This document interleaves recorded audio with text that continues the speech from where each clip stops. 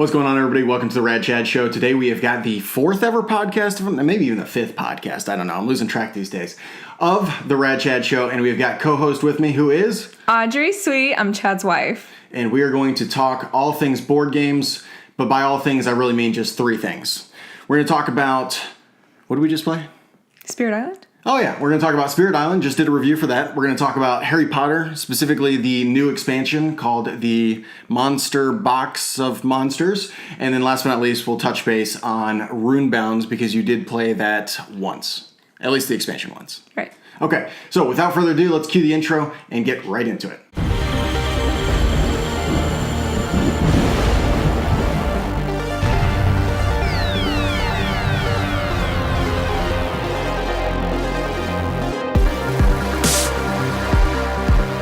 Okay, up first is Spirit Island. Now, I just did a review for this game, so if you want my thoughts on it, I'd go check that review out.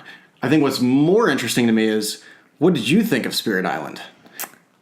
I really liked it. I mean, I do think it had a little bit, like at first, I feel like when I was playing it, it was just like, I have no idea what I'm doing. I'm just kind of going for it.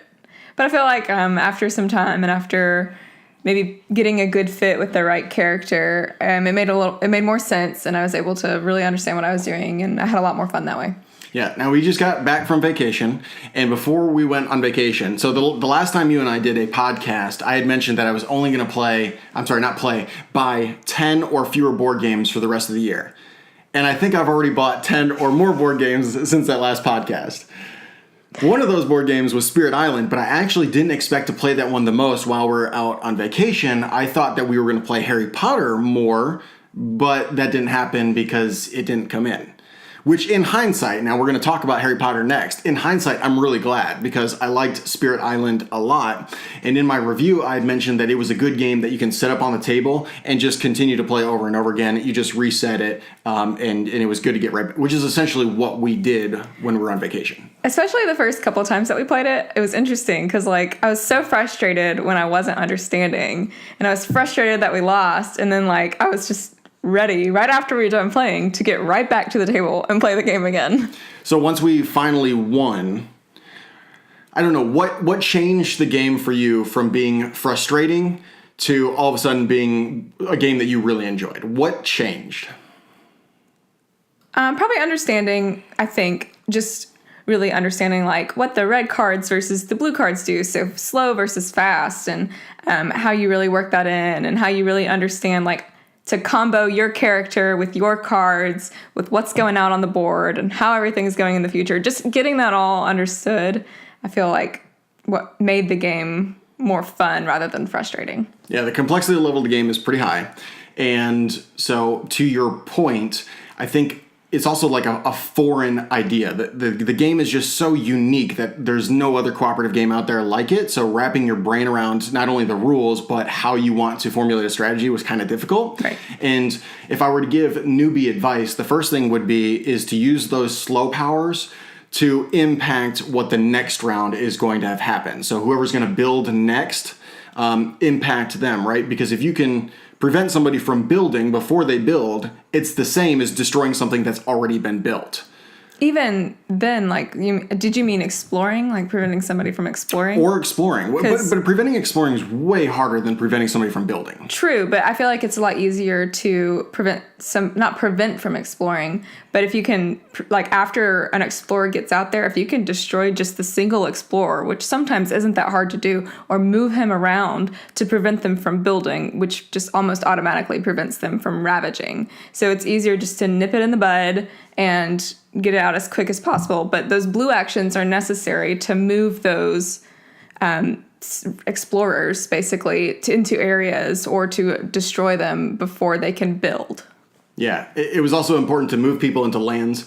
So you can see what lands are coming up, and you wanted to move them into areas that weren't currently being ravaged, built, or explored on, and that way you prevented all that. So that was one of the main things that helped us achieve victory. I also think us realizing just how powerful the innate powers actually were, and that when you're drawing those minor and major power cards, you want to look for the icons on the left-hand side that match your character's special abilities. So even though this card might be slightly better than this other card, if that other card had the icons that you needed, it was better to take that card. Because that's like playing an extra card. I remember you were saying that when you were in one of your hands, you were playing a card that didn't extraordinarily help, but it helped a little bit. But because you could combo the nature, what is that? The icons. The innate powers. I don't know what the icons are called. Well, he could just combo those power icons to give him the innate power, which could let him do a lot more things and even use that card better. So I really like the game, especially now that we've got our brains wrapped around it. I am excited to play some of the scenarios and the other things about the game. But Harry Potter, on the other hand, we've been playing the new expansion. What did you think in general of the base game of Harry Potter? I liked it. I didn't think it was anything super special, but because it was Harry Potter and we're big Harry Potter fans, we enjoyed it a lot. So I don't think it was really anything too board gamey, really. It had some... By the seventh game, it became a fairly heavy game compared to something like a Sorry or... Okay, yeah. Those are board games? Okay, and then, so you talked about how we like Harry Potter. How many times have you read all of the books? At least twice. Some of them up to 4 times. Are you serious? Mm-hmm. I didn't know you've read them that much. I knew you had read all of them twice, but not 4 times. Some of my favorites. Like, I think I've read the 4th one 3 times, and the first one probably at least 4. How many times have you watched the movies? Not that many. I've only seen some of them once. Okay. All right, so you're right. We're both big Harry Potter fans. I had high expectations for the expansion because, like you, I enjoyed the base game, mainly because I'm a Harry Potter fan. But I acknowledge that for a cooperative deck builder, it wasn't the best one out there. There are others that are much better. Okay, anyways. How has the expansion been for you? What have you liked about the new expansion? So I'm one of those people, unfortunately, that I see those cards in my hand and I'm super excited to play it. So when I have to do things before I play my cards, I just get really ahead of myself. So this just adds one more thing that you have to do before you can play your cards. You have to, so you read the Dark Arts card, then you read your scenario card, and you read each of the villain cards, and then you can play your card after you've lost probably 6 or 7 health. Yeah, I don't know what those objective cards are called, but they've added that in there as a mandatory objective. If you don't complete these 3 objective cards, which could be anything from you rolling a specific house die, to match certain symbols, or you dealing certain amounts of damage, like 5 damage in a given turn. But they really just felt arbitrary. They didn't necessarily add any sort of thematic elements to the game. It's just like, for whatever reason, I have to accomplish this objective. Don't know why, but it's mandatory and I can't beat the game unless I do it. But I asked you what you liked about the expansion, and you went right to what you don't like about the expansions. Is there anything that you've enjoyed so far? Yes, I actually really like adding that scenario. I feel like it does give it a little bit more complexity. But I think I liked it because first your objective was just to kill all the bad guys. Yeah. And then I really like that you have something else that you have to do. I can understand why people wouldn't like that, but because some of the problems from those cards are pretty brutal. Like, don't gain any rewards from the enemies you kill, which is kind of terrible. Yeah. But so some of them, it really messed up kind of what I had planned with the game. But I liked having something extra there. The one thing that I do like is that each one of those objectives, they are brutal to you for quite a while, but then once you finally do overcome them, you normally will have some sort of positive special effect that could either be recurring or a one-time effect. I don't think they're quite as strong of positive effects as the amount of negative that actually happens to you. I don't think they're perfectly counterbalanced, but for example, that one where, it sucked because if you played even cards, I think you got messed up, but then once you finally beat it, when you played even cards, you got health back. I really liked that one. The others, I couldn't stand. I just don't like any of them. They're just mean. Okay, what don't you like about the expansion so far? There's not a whole lot I don't like. Just the fact that it's something else I have to read and activate before I play my cards. How do you like detention cards? I didn't know that came with the expansion. I guess it makes sense that they do since we used them right as the expansion came out. They're pretty terrible, but I think they add to the game. Okay, well then how do you like, so in most deck building games, there's always a culling mechanic, some way for you to remove cards from your deck, and that didn't really exist in the base game, and it does now.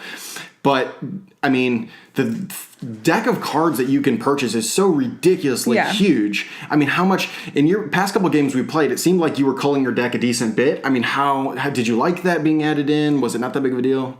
So I think your question is, do I like culling my deck? Which is yes. But in specific, in Harry Potter. In Harry Potter, I feel like it's almost essential with those detention cards. It's essential because I think you ended the game with like 9 or more detentions last game. And with a deck that's like maybe 20 cards sometimes, that's ridiculous. You're not going to have a good hand. So if you don't have a good culling mechanism, it's going to feel like you're doing nothing turn after turn after turn. But there are very few cards in that, like we said, the deck is literally about this tall. So there are very few cards in there that let you discard cards, or not discard, but like banish cards. I had, I think, 2 cards that let me banish cards. And using those, I was able to get rid of detention and even your base cards, which, like, they're helpful, but they're not that good. So culling those and getting rid of the cards that I'm not going to use, like detentions, was really helpful for me. But I took all of those culling cards. And I'm fine with that as long as we win, which we have done the past 2 times. Yeah. The first 2 times, we got crushed, demoralized, brutalized. It was ridiculous. And so, okay, ask me what I think about the expansion. Hey, Chad, what do you think about the expansion? I really hate it so far. Just about everything that they've added has been bad.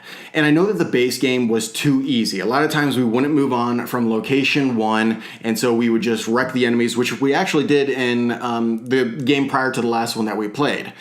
I would rather have that sort of feel where I'm owning the game than the feel where I'm getting owned by the game. And more importantly is everything that this expansion adds ratchets up the difficulty. One of my biggest complaints about the base game was that it just felt unfair.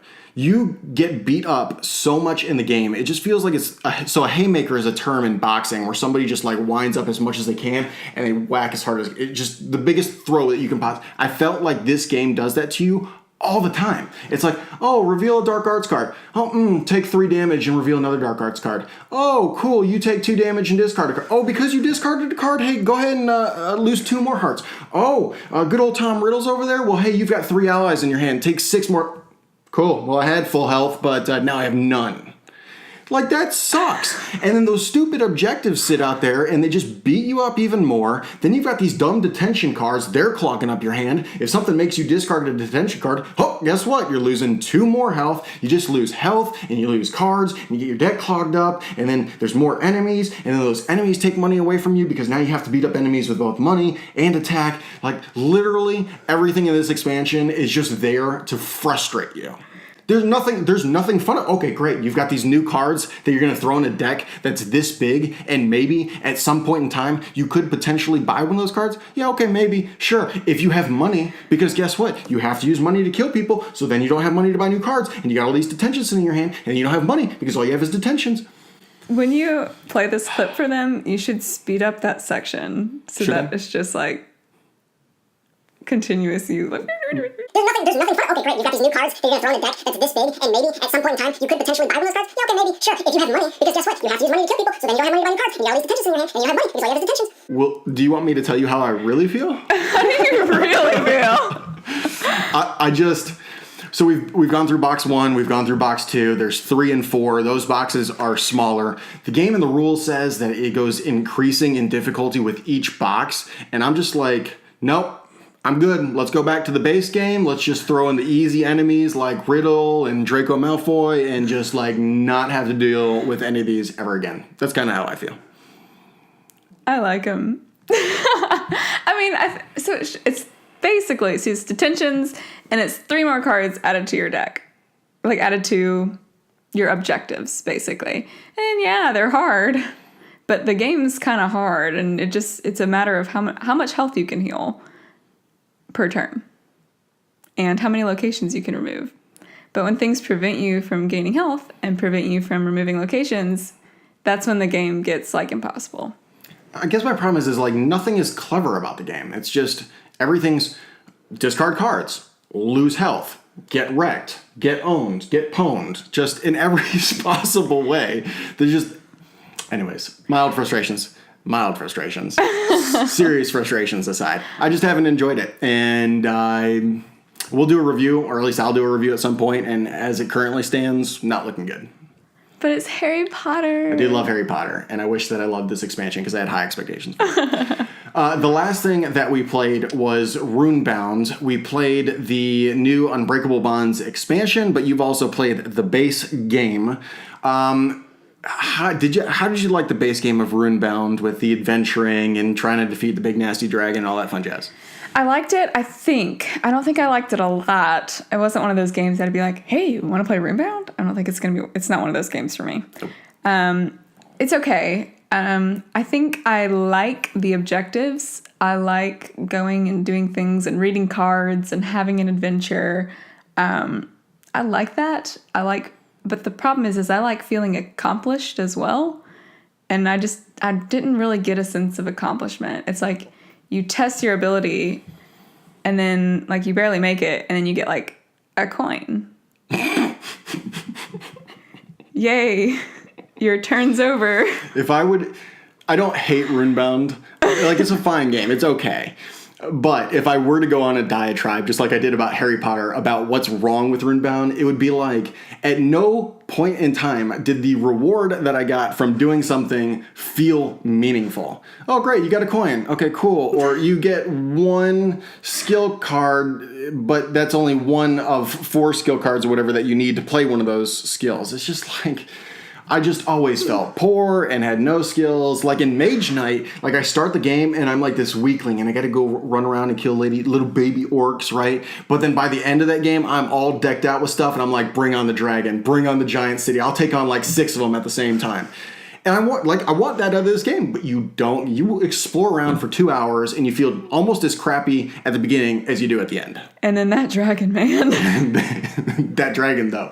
And so we played the cooperative expansion. It added things like there were some events that would come up when you bought cards. We obviously were cooperating. We could join up in parties. We could mail each other like money. We didn't really do a lot of those things that included in the expansion. We didn't party up except to fight the dragon. We didn't sin at each other or anything. Which, let's talk about that for a second. So when you go to fight the dragon together, all it says is, I fight the dragon on my board, you fight the dragon on your board. We're fighting different parts of the dragon. Yeah, you just take X amount of health, I think it was like, 20 or something, and you multiply it by the amount of players. So the dragon had 40 health or something like that. Yeah. Okay, go. Have fun. Yeah. I might as well have just fought the dragon by myself with 20 health and let you fight the dragon by yourself with 20 health, and it would be no different. Right. I just didn't feel the cooperative side of the game.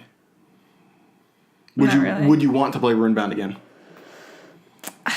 There are things I'd probably want to change about the game. Like, if I were going to play again, like, I would want like 3 actions instead of 2. No, they're 3. But like, I feel like it's only 2 because in order to do an adventure, it costs 2 actions. Right. So you're only you're moving and then you're doing an adventure. So that feels like 2 actions to me. So I would want to do more on my turn. That way I could, beef up and get my character better so that I'm not scared of the dragon.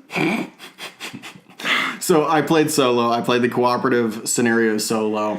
The Plague one, for example, makes the game much more like Pandemic. It adds some purpose to the game that I did enjoy. I don't think it would change your mind on how you feel about the game because all it really did was make you have to go do more things, right? You have less time to go build up your character, which means you have less time to get money, get skills, all those other things. And instead you're running around trying to cure these towns just like you would with Pandemic.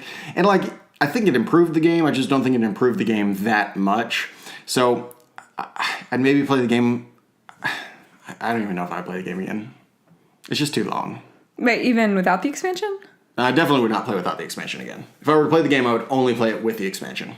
There's just too, in my opinion, so it's an adventuring game, but there's too many other games that are similar. I mean, Eldritch Horror gives me a similar feel. I'm adventuring around the map. I'm having story things being told. Mage Knight gives me a similar feel. There are just too many other better games out there that I would just rather play than Runebound. And it's not that I hate Runebound, it's just,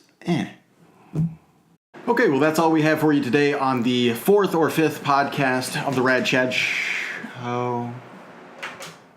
And we thank you guys for watching, and tune in next time. Thank you for watching The Rad Chad Show. Till next time.